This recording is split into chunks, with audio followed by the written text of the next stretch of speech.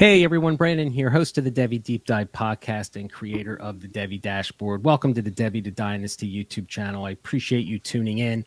We have a great show today. It is the rookie mock draft season. We had the draft a couple weeks ago, and everybody is in the midst of their draft. So I have a star-studded cast here tonight. Super excited to be joined by three of my favorite Dynasty and Devy analysts out there.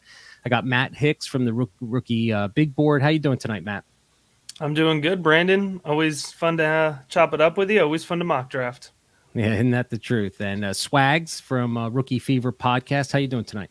Hey, I'm doing great, man. Appreciate you having me on. Excited to be here.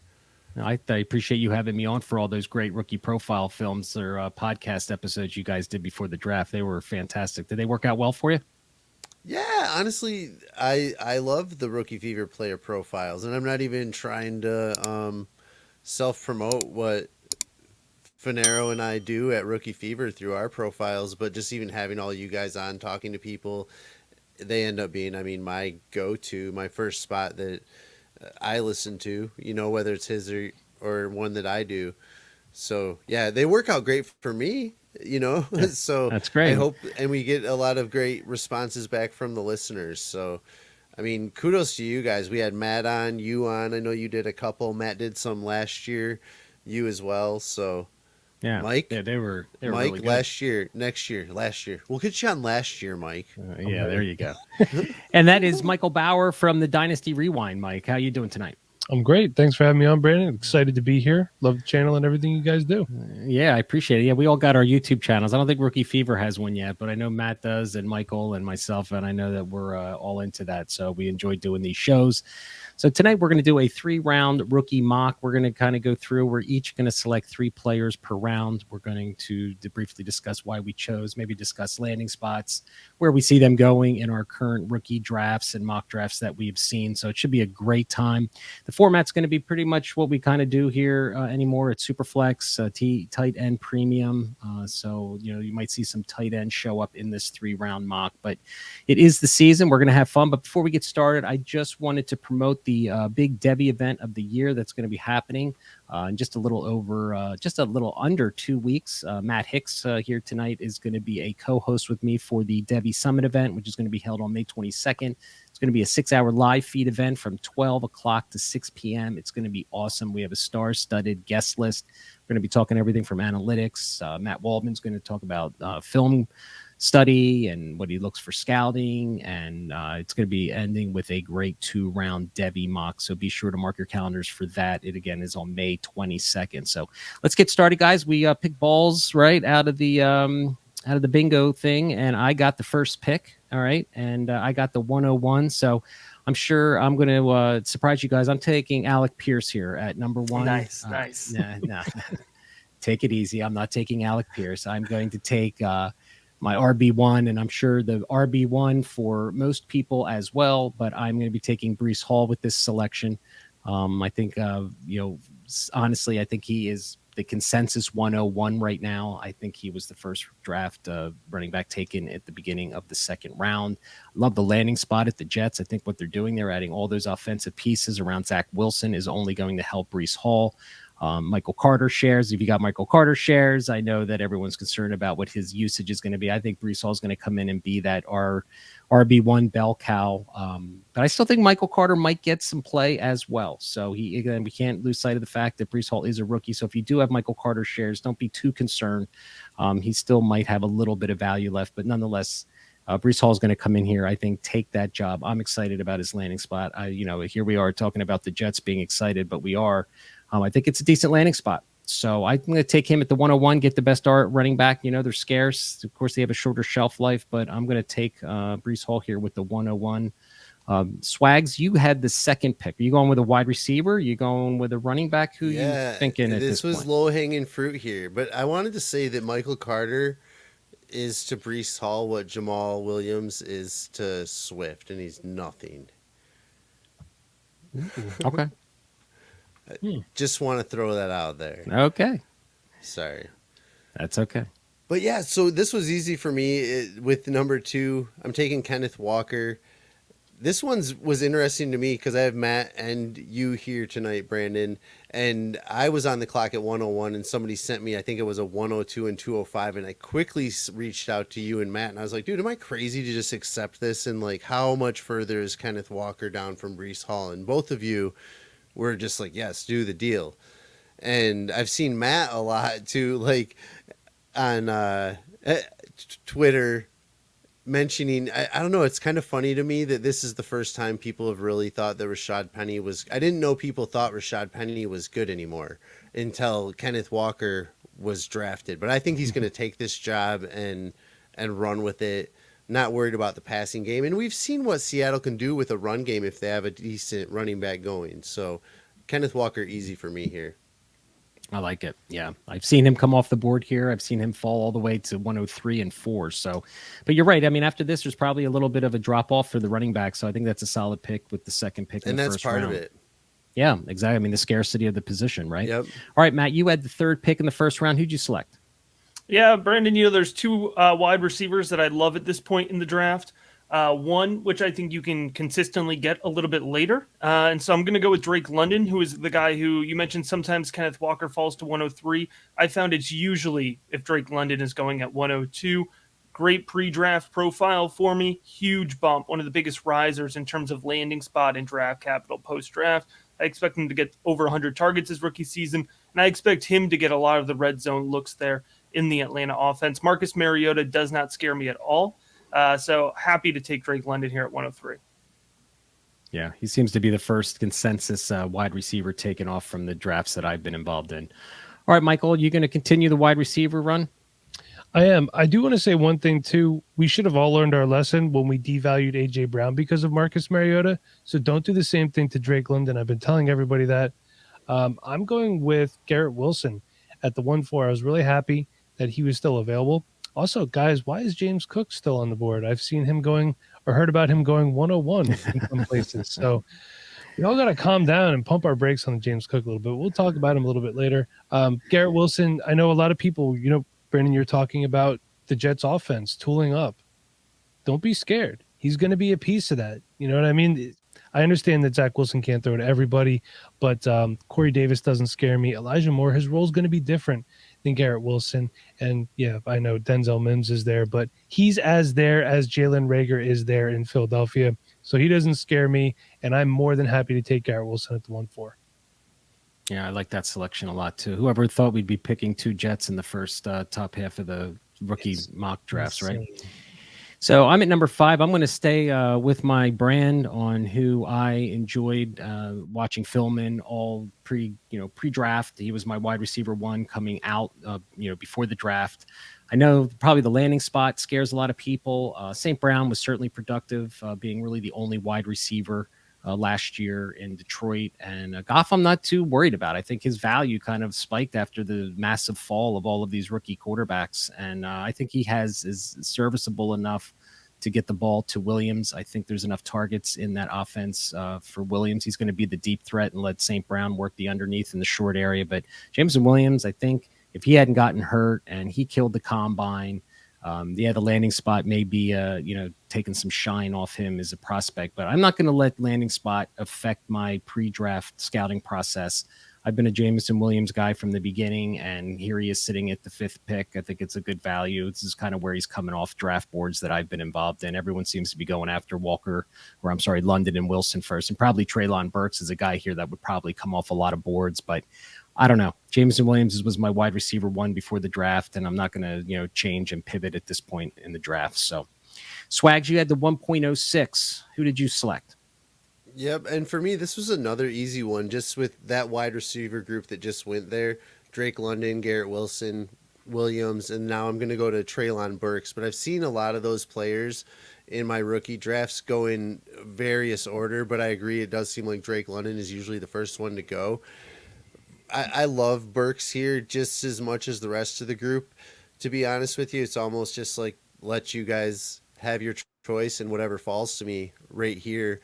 And I mean, they traded away A.J. Brown, and I know that was contract issues and a lot going on, but to get Treylon Burks, so you have to think that they're going to try to utilize him right away. So I think that he'll have a nice value uptick throughout the season if he's somebody you want to move on from, because maybe you're concerned about Malik Willis in the future there, but I feel pretty good about Treylon Burks here.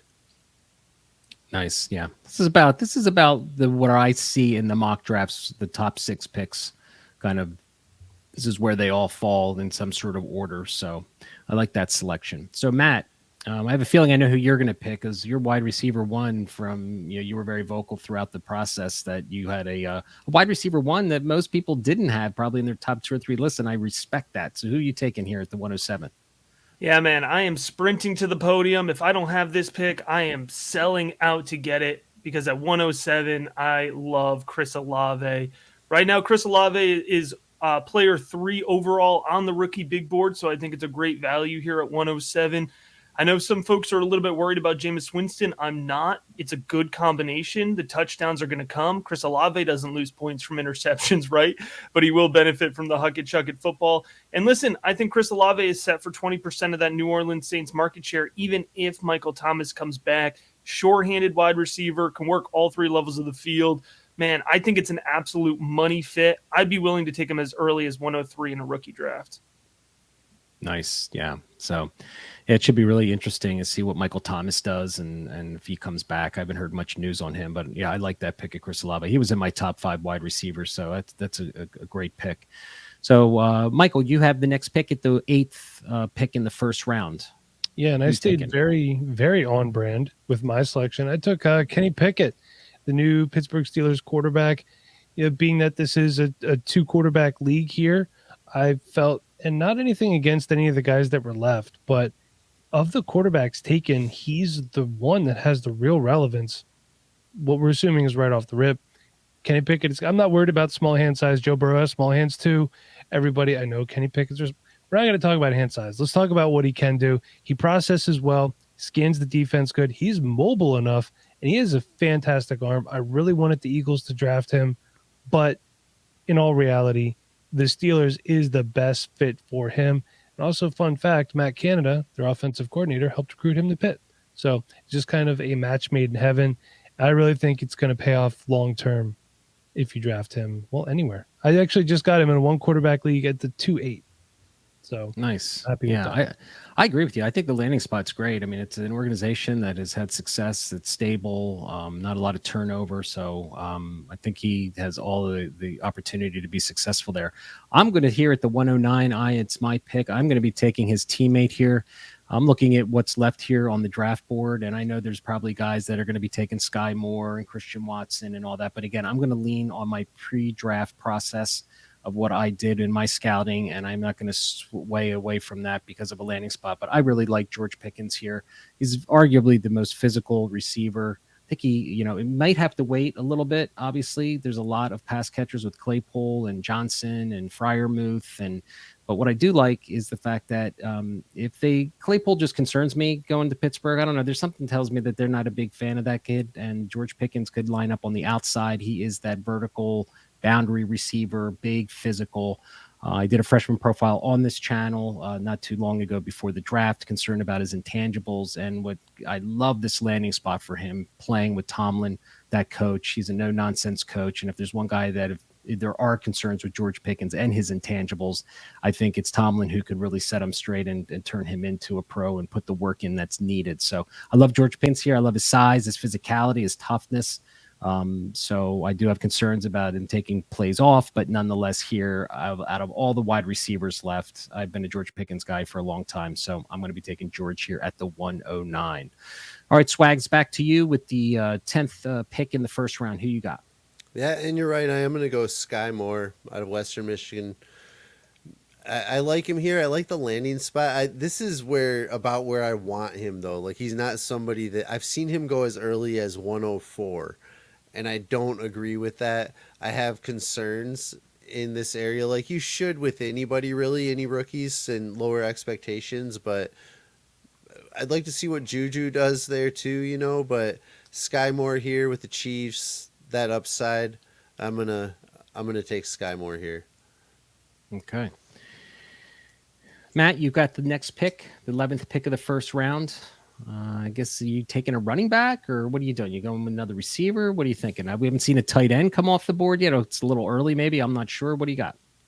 Yeah, I think 111 here. If you want to take one of the running backs, this is where you're justified. There's two backs here. I won't give them away because I'm sure we'll give it to them. But there's two backs here I'd be willing to take at 111. But I want to push up somebody in this mock draft that I've seen falling just too far, and it's going to be Jahan Dotson out of Washington. Jahan Dotson was that best of the rest wide receiver for me, that the best wide receiver out of that top 5 tier all the way through. I know some folks see Washington and they cringe a little bit. But when I plug him into my projections, I see a 16% market share. I see the ability to stretch the field, get 6 touchdowns. And listen, I know we need to lean into risk a little bit here with Carson Wentz, but if we get even close to peak Carson Wentz here, we're going to have a real good connection. And the benefit here too, Jahan Dotson, they can play him on the boundary, they can work him inside, and F1 is pulling top coverage. So I think it's a really sneaky good landing spot.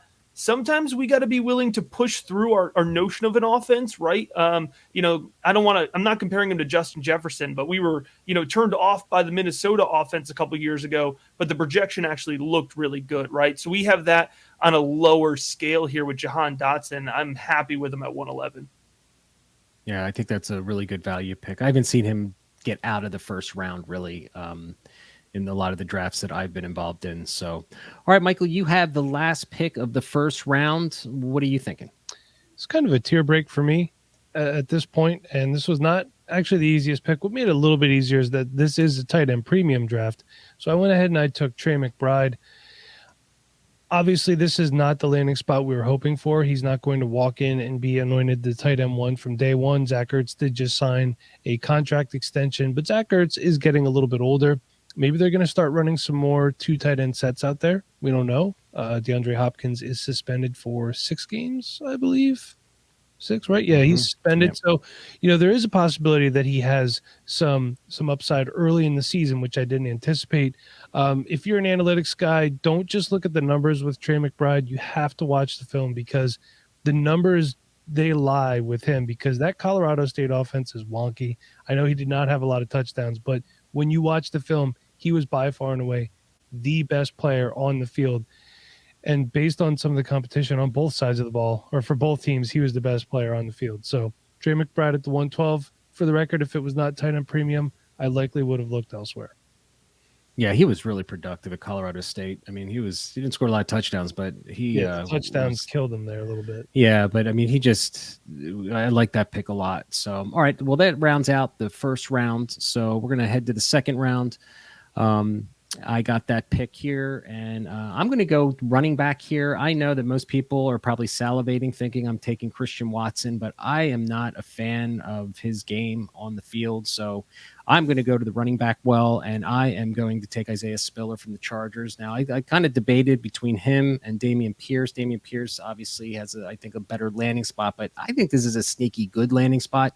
Chargers have been looking for a back to complement Eckler for quite some time. They've been drafting guys in the 3rd or 4th round for the last 3 or 4 years. And Isaiah Spiller is my RB3 before the draft. And I think that I'm not going to fade him again because of landing spot. They might be looking to really spell Eckler a little bit. And even if he is an RB2 on that team, I think there's a chance that he could maybe get run first. They maybe push Eckler into maybe a more of a 2nd and 3rd down role. But nonetheless, I like Spiller here out of all of these backs. I think he's more well-rounded. I know a lot of guys might reach for Rashad White because of his pass catching ability, but I'm going to go with the bigger back here. I'm going to look for a guy who potentially could be a 3-down guy in the future. If something happens to Eckler, that backfield is going to be his. So not that I wish an injury on anyone, but it happens in the NFL. If Eckler goes down, Isaiah Spiller is going to get all the run in that offense. And it's a good offense with a good quarterback, good receivers, decent offensive line. So I'm happy here with Spiller to start off the second round. Swags, who you got coming in at the second pick with the second round? I like that pick, Brandon. And even Eckler has kind of said he wouldn't mind having a little bit go to other people. Yeah, so I like that a lot. So I know what direction I'm going here. I'm a little bit worried because I know how Matt feels about this, but I'm going with Dameon Pierce. And I brought Lemonade just in case you're going to throw a little shade. But I don't mind this landing spot. I know that there's players that I know for sure Matt put out a tweet last night about this situation and other players that are actually still on the board here, but I'm not too worried about Marlon Mack and the rest of the people there in the Texans. I think Dameon Pierce could get a shot this year, and I just know that running backs value kind of peaks up. He isn't a player that I'm super into or would want to hang on to, but I think that he's somebody that could get some run throughout the season, and I can trade going into the next season maybe, or see what happens, but going with Dameon Pierce here, and I apologize for doing that to you, Matt. Somebody had to do it. Yeah, well, I'll tell you, you got to love the landing spot, though. I mean, I agree with you. Marlon Mack and whoever else is there is, he should get full run in the spring, so in the fall. All right, Matt, you got the third pick in the second round. Who you taking? Yeah, I know. I think this is the value point that I want Christian Watson at. I was a big Christian Watson truther. I think maybe we overdid it because Christian Watson went from a third-round sleeper to all of a sudden a late first-round selection. Of course, the Green Bay landing spot, I think, helped that ADP rise. But, mid-second round, 203 is kind of always where I thought Christian Watson would be. I think folks just have to understand that as athletic as he is, as talented as he is, he does still have to develop as a pass catcher. He has to develop as a route runner here. And the one thing that's concerning me about Christian Watson is not his development. I mean, I think we've gotten a little spoiled, right? We should be comfortable waiting 2 or 3 years for wide receiver development. But when Christian Watson gets to that point of development, where is Aaron Rodgers, right? Is he still throwing him the ball in Green Bay? Do we like that landing spot as much? So it's a high upside pick, but you have to be patient here. Still a really talented player. I like him a lot. And at 203, it feels like a good place to get him. Yeah, I think that's good value there too. This is where I've seen him coming off the board here, beginning of the second round mostly. So, all right, Michael, it's up to you. Who are you taking? It's going to start getting a little. It's going to be a take your kind of guy going forward here. I think there are teardrops, and I'm interested to see who you're taking here. Yeah, and I mean that's kind of the story with this 2022 class, right? Like the teardrops are just they come quick. I do want to say I did get sniped. It was going to be Christian Watson, but also Brandon, your pick was a guy that I considered, but I'm going to let you talk about him, obviously. So I went with Jalen Tolbert. A lot of people are saying, well, CeeDee Lamb is the alpha and Michael Gallup is still there. I understand that, but there was a time when Amari Cooper was still there, and all three of those guys had a semblance of relevance. This is the ideal landing spot for Jalen Tolbert. He's still a little bit raw, much like Christian Watson. He's not going to be forced into anything too early. So I'm willing to take a wide receiver that's going to be married to Dak Prescott for at least 4 years. I don't think Gallup's going to be there long term. I know he signed that extension, but I could just see him, what they have the dead years on these extensions and stuff like that. I'm not a contract guy, so don't quote me on any of that stuff. But I could see him not finishing that contract out. And Jalen Tolbert looks like he'd be a really good wide receiver too, in quite a high-powered offense. So I like what he brings to the table. He's got good hands. He could break it away. He's not as physical as I'd like him to be. I think he's 6'3". But sometimes these guys, they get into the NFL and they turn it on. So I like Jalen Tolbert at the 2-4. And Brandon, I like your pick as well. And I think people are sleeping on him too, if I could say. Yeah, I think I agree with you with Jalen Tolbert. It's nice for some of these receivers to come in who are all a little on the raw side to not have the expectation to produce the year one. And I think it is a great spot for Jalen Tolbert. He can go in there. CeeDee Lamb. It's all about CeeDee Lamb. It's all about Gallup and Dak and Dalton and everything. So he can kind of just take his time. So yeah, with the fifth pick here, there's a running back that I considered, but I think I'm going to probably be higher on him or higher than him on most. So I think I can get him my next pick. So I'm going to go back to the wide receiver well. Arguably, I mean, in all honesty, before the draft, I watched a lot of Alec Pierce at Cincinnati, and yeah, he showed that vertical ability, the high pointing, he's taller or whatever, but he went to the combine and just showed that he is a very athletic individual for that size, much like Christian Watson did, right? So both of these guys are guys that went to the combine, showed out at either the Senior Bowl or at the combine, and their stock, whereas we now know that NFL, they love speed, regardless of your size. They are going to take shots with these guys. Now, as far as a landing spot for Alec Pierce, I think it's a really good one. They got Michael Pittman on the other side and really not a whole lot more in the wide receiver room, but they've got the best running back, I believe, the RB1 in all of football. And they got Matt Ryan now, who can sling the rock down. With that offensive line, I think Matt Ryan's going to have time to be able to throw the ball vertical down the field. And there's just not a lot of market share that is not available here for the Colts. I mean, Michael Pittman's a nice player. I think a lot of people really think he's at the one of the maybe a top tier kind of wide receiver. I'm not so sure yet. But Alec Pierce, I think, can really carve out a role early in his career for the Colts. I really like the landing spot here for him. He's going to play indoors as well, which is always a good thing. So I'm going to take Alec Pierce here with the 2.05.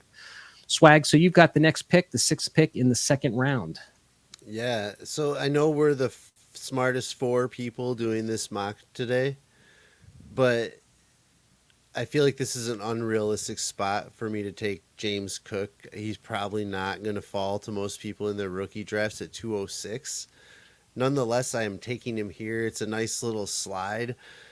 Maybe even got away a little bit to Matt's point on Dameon Pierce. But I like him here a lot. I don't think this is going to happen in any of your rookie drafts, though. And I think that we may be getting a little bit too excited and a little bit ahead of us in our expectations for James Cook and his career, not only year 1, but his career. So I think he could be a fun player to own, though. Oh, I think that landing spot for the Bills just elevated his stock, right? I mean, they got Singletary there. Zach Moss is a nobody. Yeah. I mean, when you're playing with, Allen. The draft capital. I mean, he's got 3 things going for him there. Yep. Played at Georgia. Yep. The whole 9 yards. So, all right. So, Matt, you've got the 7th pick in the 2nd round. Who you taking? Yeah, gentlemen, back when I made that Jahan Dotson selection at 111, I mentioned there were 2 running backs that I felt could have gone off the board at that point. The first one was James Cook. So I do think 206 is a great value here. The second one is going to be my selection here, and that's Rachaad White out of Arizona State, now with the Tampa Bay Buccaneers. I got to be honest, Rachaad White is this guy that I never felt I was as high on as everybody else, but he just kept checking the boxes, good tape evaluation, good stats for, his limited time at the 4-year level, right? And then he gets good draft capital, and then he gets a good landing spot. I mean, I think this is for a mid-2nd round selection. This is what you want, right? I've been kind of thinking that Rachaad White is going to step in what I've been calling the elevated Gio Bernard role, right? This idea of getting a pass-catching back to play with Tom Brady right away. Maybe think of Rachaad White as a bigger James White, to a degree in terms of what he can be as that pass catcher in the Tampa Bay offense. But he has the ability to grow long-term into the Leonard Fournette, assuming they're not going to sign him or extend him again after this next contract. So it's a sneaky good spot. You might have to be a little bit patient, but I do think you are going to get some running back 3 weeks from him right away this season. All right. Michael, you got the next pick with the 8th pick. Yeah. So the guy that I took here is a guy that I'm not really the biggest fan of, but I think he does everything well enough. He got good enough draft capital to be warranted a somewhat late 2nd round selection. That's David Bell, who went to Cleveland. If you look at the Cleveland Browns depth chart, which is interesting, by the way, it lists David Bell as the starting slot wide receiver alongside Amari Cooper and Donovan Peoples-Jones. So after Amari Cooper, if you're a Donovan Peoples-Jones fan, great. I mean, he's fine for what he was, a 6th round pick in 2020. There's really not much else. I mean, they drafted Mike Woods. Isaiah Weston was a free agent from Northern Iowa, who's kind of an interesting watch. If you haven't watched him, prayers up to that quarterback taking a beating back there. But, with Deshaun Watson under center, I think he's going to distribute the ball. They're still going to run a lot, I believe. But David Bell, man, I think he could beat out Donovan Peoples-Jones for some serious snaps. And again, much like the Jalen Tolbert pick, I'm happy to go for some ceiling play in the 2nd round. I like it. Yeah, he's a guy that everyone was high on this time last year. He kind of just fell through the process. But I think he's going to definitely have an opportunity there. So I got the next pick here with the 9th pick in the 2nd round, and I'm super excited. This is the guy that I was hoping fell to me as far as a running back. I would take this player over Rachaad White as well, and that is Brian Robinson from Washington. He was my RB4 before the draft process started. He was locked and loaded as a top 5 running back for me. I just love this kid's physicality. Now, he's not going to be the guy that is going to wow you with his nimbleness and his vertical or his lateral movements and stuff, but I don't think there's a more physical back in the draft. I think he can pass protect really well, and he's an underrated pass catcher. He may not be dynamic like Cook and White, but don't think that Brian Robinson can't be used in the passing game in Washington. So I know Gibson's there, but Gibson's been dealing with toe injuries for 2 years, can't seem to stay healthy, and I don't know. He got the draft capital. Washington is excited to have him. I love the kid. I think he was underrated coming into the draft process, and I'm not going to waver now. I'm thrilled to get him here as a potential. If Gibson were to get hurt again, or if that toe flares up, this kid's going to get the rock and the run. I don't think they want the ball in Carson Wentz's hands a lot, and I think they went to the running back well, and they want to come in and be a power running game and have basically Wentz just be a game manager. And I think Brian Robinson's going to get some run early. I know people think he's a backup. I'm not buying that. I think he's going to be a 1A on that offense when the fall rolls around. I'm thrilled to get Brian Robinson here. I love the kid. All right, Swags, at the 210, who are you thinking? 210. I mean, if we're getting super flexy, I think 210's a really good spot to take Malik Willis. And that's the way I'm going. I know I'm going to have to wait a little bit, assuming Matt Ryan stays healthy. But I think if you have super flex needs, being a quarterback, he's somebody that you can throw on your taxi. You're going to have to wait. We knew he was a raw project coming into the season. But maybe he's somebody that's going to get a gig in the next year or two. But for super flex purposes, I think 210 is a great spot to take Malik Willis here. Yeah, it's probably about time we had our second quarterback, in the super flex. I mean, I'll tell you, fellas, I'm just still like stunned over the whole quarterback draft thing that happened. And it was the most fun part of the draft, to be honest. I mean, it really was. Like, I was just kind of like, oh, wow, like they like him less than I thought they were going to, because I wasn't that excited about the quarterback class, and everybody kept saying Detroit's going to take one. And like a few hours before, I was like, am I the only one that knows Detroit's not taking a quarterback? And Jesse Reeves, I guess, had another one that was exactly the opposite, was like, I'm 100% positive they're taking Malik Willis at 102, and somebody put us together. But yeah, I think the NFL showed us how they felt about this class. I mean, you don't just take player after player ahead of these quarterbacks. If you're telling me that these quarterbacks were starting caliber and they're like, we don't even want them as our backup, they're so good, we're going to pass them by. Yeah, it should be interesting to see how they all pan out. All right, Matt, you've got the next pick here, the 11th pick of the second round. Well, we had to wait so far in between our last quarterback selections. I didn't want to let that happen again here. So I'm going to take my guy, Matt Corral, with 211. Listen, I know this isn't the draft capital we wanted, but I liked Matt Corral's film a lot. And especially if you watch, if you watch his 2022 film pre-injury, right? He has a great release, great mechanics, quick mental processing. And I think he's going to have the ability in Carolina to win out that job year one. I would be surprised if Matt Corral doesn't start at least half of the season in Carolina. So if you can get a likely starting quarterback here at pick 211 and somebody who I do like on film, I'd be happy to do that in a Superflex league. Yeah, that makes sense. I mean, at this point, you got to take a swing with these guys regardless of their draft capital. All right, Michael, round us out on the second round here. Who you got with the last pick of the second round? So the run on quarterbacks continues, and I went ahead and I took Desmond Ridder. For the record, Matt sniping me again. I was hoping to get Matt Corral. I just feel like of anyone that's not Kenny Pickett, Matt Corral actually has the fastest path to being a starter. All you have to do is beat out Sam Darnold. Shouldn't be too hard. Cam Newton did it last year, but I'm still happy to get Desmond Ridder almost in the third round of a Superflex mock draft. If it was a real draft, I'd be really, really happy about it. Good arm. He's athletic. He's mobile enough. A lot of people are talking about his running. I didn't see his running as being that great. It was effective, but he didn't have track speed. Like, he's not as fast or as good of a runner as a guy like Jalen Hurts, for example, but he can get it done. He just needs to shore up some of his inconsistencies as a passer, hopefully working. And I'm just talking about, he's wildly inconsistent. So hopefully working with an NFL quarterback coach and sitting behind Mariota for half a year, full year, who knows, that'll help shore things up. Atlanta might have something there. And if they do, they're building quite a good nucleus for the future. Yeah, it should be. I think he should sit all year. I think all these quarterbacks in this class would be beneficial for all of them to sit and get acclimated to the NFL. If I ran an organization and a franchise, that's what I would do. All right, so we're going to go to this third round here. I've got the first pick in the third round, and I feel like there's a guy that hasn't been selected yet, and I feel like I'm getting incredible value here. He was in my tier 2 wide receivers pre-draft, and here he is sitting at the third round. And listen, let's not kid ourselves. At the third round with this class, you're just taking your guy. You know, it's going to start getting to be that time where you just take your guy.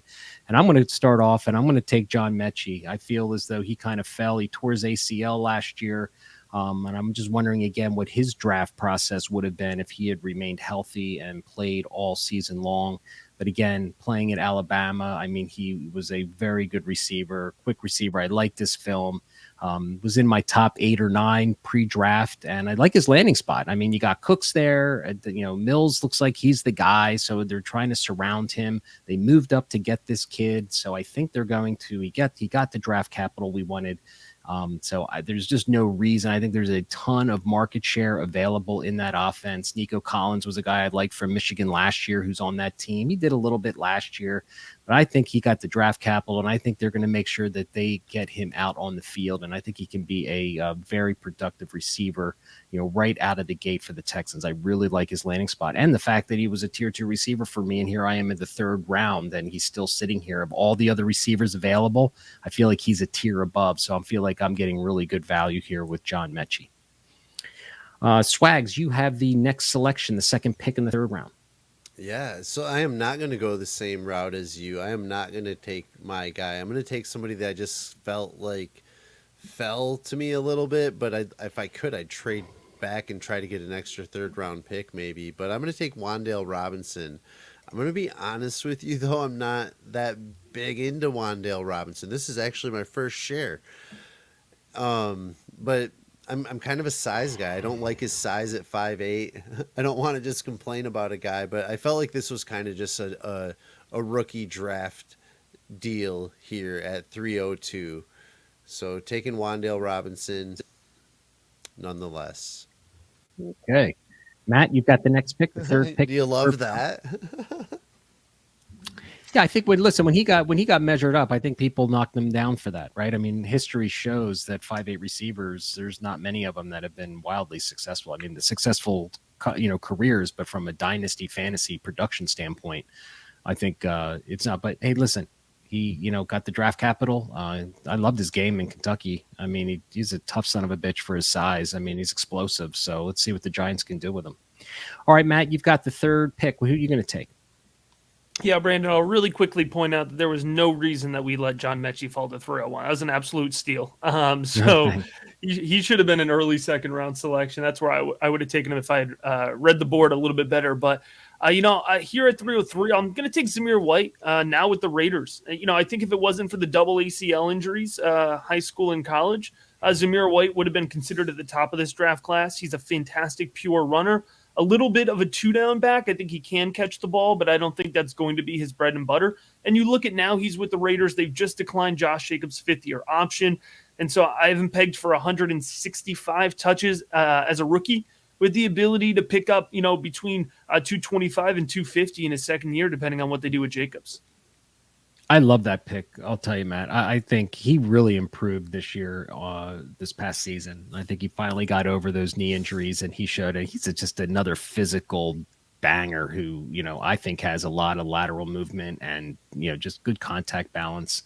I love the pick. All right, Michael, you've got the next pick, the fourth round, or the fourth pick in the third round. Who are you taking? Yeah, hey, like you said, this is get your guy territory, and that's what I did. I've been talking about Cade Otton from Washington since pretty early in the draft process. I know the landing spots haven't been fantastic for a lot of these tight ends, but he's going to a spot where realistically we don't know if Gronk is coming back. So Cameron Brate is the only other tight end of relevance that I can think of off the top of my head right now. I like what Otton brings to the table. He's not a track star by any means, but he gets it done underneath. He definitely does a lot of dirty work with the blocking. Yeah, and he was pretty good production-wise. Also, I do want to say his contested catch and his hands were good too. He hauled in a lot of errant passes at Washington. So then again, you don't get a lot of that from a guy like Tom Brady. But if they move on, obviously, Kate Otton's going to be there longer than Tom Brady, we think. Although, I mean, look at how many people he's outplayed in his career. So I like the spot. I like the player a lot. And at the 3-4 and a tight end premium, I'm very happy with it.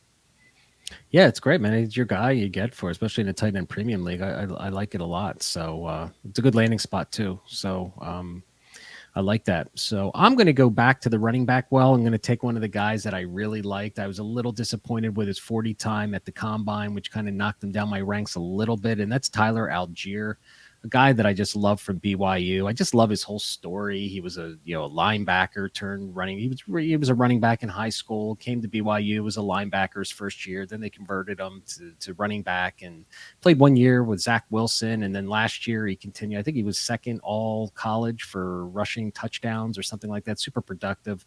Again, not the most agile and elusive back, but again, he's got the physicality that I look for in running backs. And I just freaking love his landing spot in Atlanta.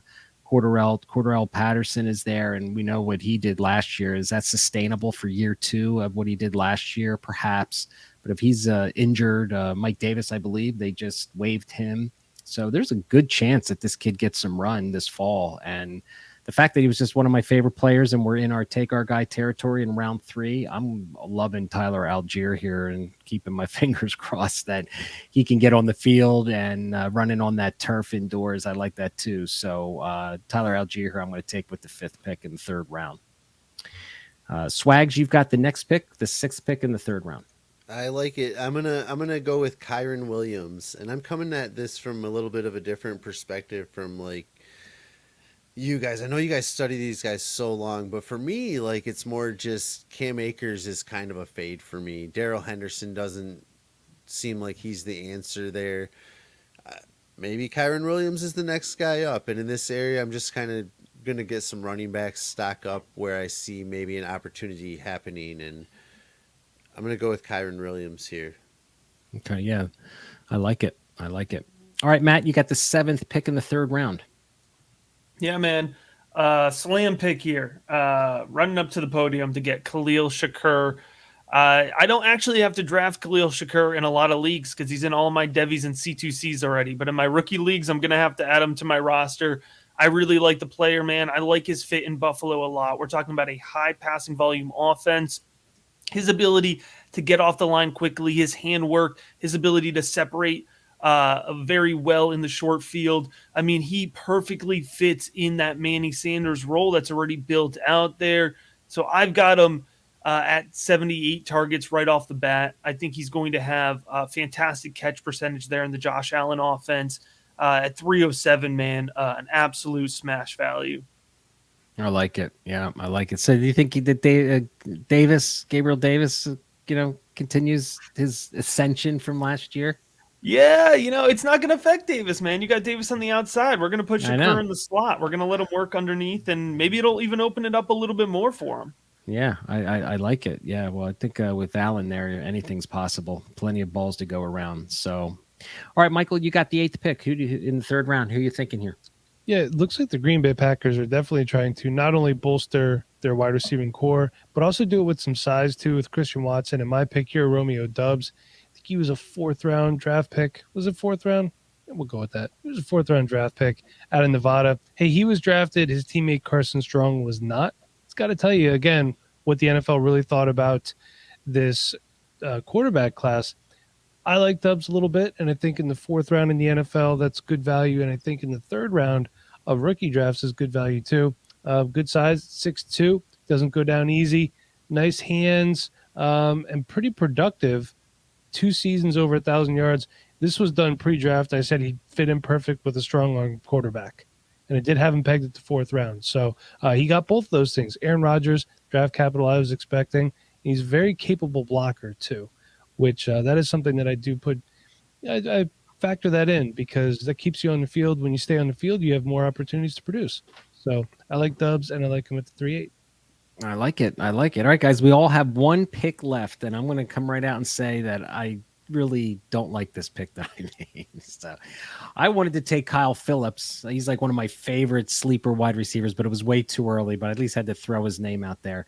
So I went to, and I don't know, I'll see how it works out for me. But again, just based on draft capital, I just decided to take a swing with Tyquan Thornton. Look, I think he was a surprise pick for the Patriots. I think they may have reached for him, but who knows what the inner NFL circles thought about him. He is the fastest. I think that was the fastest wide receiver at the combine. You guys can correct me if I'm wrong. If he wasn't the fastest, he was certainly close enough with 4.2 something or whatever. But I mean, again, I like Mac Jones. I know that people fade Mac Jones, and I think that Mac Jones can get this kid the ball vertical down the field. He's fast, and it's exactly why they drafted him in the first place. So I'm going to take a swing here with him. I mean, given where we are at the end of the third round here, I'm just going to take the draft capital. It pains me to take a Patriots wide receiver, to be honest with you. But again, just with what's left here on the board, I'm going to take Tyquan Thornton here with the 9th pick in the third round. All right, Swags, what are you taking here? Who are you taking at the 10th pick? Like you here? said, it's wrapping up here, and this is somebody I do not like to leave my third rounds without. This is my guy in the third round, and I'm taking Hassan Haskins. Kind of similar to some of the other running backs we mentioned. You know, he's behind Derrick Henry. He's already shown he's beat up. They're going to run it a lot there if they have to go to Haskins. Well, with Henry as well, but Haskins will get that. If so, he's a great pass blocker. He'll get some play on special teams. I see him making the team and being the guy behind Derrick Henry. I like Hassan Haskins here, and with the understanding that it might have just wasted a pick.